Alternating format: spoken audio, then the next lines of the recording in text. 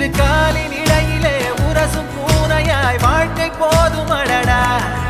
எதிர்காணும் யாவுமே தீண்ட தூண்டும் அழ